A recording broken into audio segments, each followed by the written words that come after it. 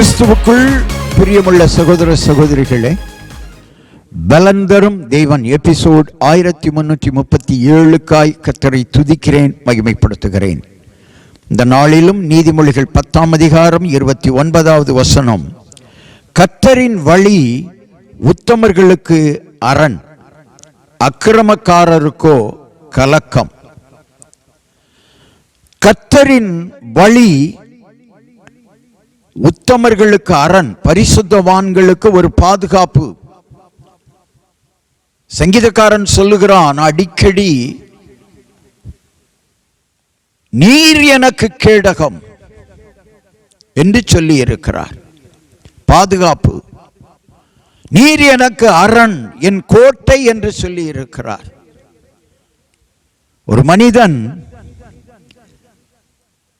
உத்தமமாய் வாழ்வானானால் அவன் கர்த்தருடைய வழியை நிச்சயமாய் பின்பற்றுவான். கர்த்தருடைய வழியிலே வாழ்கிற பிள்ளைகளுக்கு, கர்த்தருடைய வழியிலே வாழ்கிற உத்தமர்களுக்கு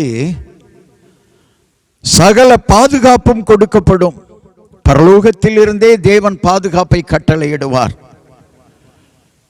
துன்மார்க்கரோ பூமியில் வசிப்பதில்லை. கர்த்தருடைய வழி உங்களுக்கு உதவி செய்யும். ஆண்டவர் சொன்னார் சங்கீதம் 32:8, நான் உனக்கு போதித்து நீ நடக்க வேண்டிய வழியை காட்டுவேன், உன்மேல் என் கண்ணை வைத்து உனக்கு ஆலோசனை சொல்லுவேன். ஆலோசனையின்றி தவிக்கிற மகனே, கர்த்தருடைய வழியிலே நடந்து பார், உனக்கு பாதுகாப்பு இருக்கும். கண்களை மூடி ஜெபிக்கலாம். எங்களை நேசிக்கிற நல்ல தகப்பனே, கர்த்தருடைய வழியை விட்டு வேறு வழியில் நடக்கிற பிள்ளைகளுக்காக இந்த செய்தி போய் சேருகிறது. நீங்கள் கர்த்தருடைய வழிக்கு திரும்புங்கள். இஸ்ரவேலே, மனம் திரும்புவதற்கு உனக்கு விருப்பமானால் திரும்பு என்று சொல்லி ஆண்டவர் இஸ்ரவேல் ஜனங்களுக்கே கட்டளை கொடுத்தார். இன்றைக்கும் உங்களுக்காக செய்தி வருகிறது. நீங்கள் மனம் திரும்புங்கள், கர்த்தருடைய வழியிலே நடங்கள். கர்த்தர் உங்களை ஆசீர்வதிப்பார்.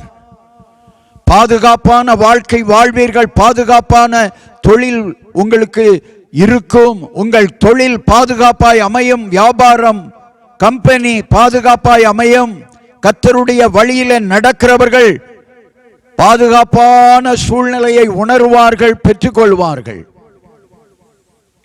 இந்த செய்தியை கேட்டுக்கொண்டிருக்கிற அன்பு சகோதரனே, கர்த்தருடைய வழியிலே நடந்து பார். உன் வாழ்க்கையில் பெரிய பெரிய மாற்றங்கள், அற்புதமான மாற்றங்களை நீ காண்பாய். இயேசுவின் நாமத்தில் ஜெபிக்கிறேன் பிதாவே, ஆமேன், ஆமேன்.